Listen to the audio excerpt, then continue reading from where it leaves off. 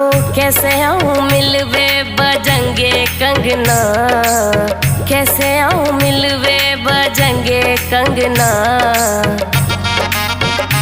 पायल की खनक से जगेंगे सजना रे, पायल की खनक से जगेंगे सजना। आवे तो आजा झूठी बात क्यों बनावे, 2 महीना से रानी ऐठ क्यों दिखावे। बात बनावे बेटी बेटी अंगना, बात बनावे बेटी बेटी अंगना। रंगोली नी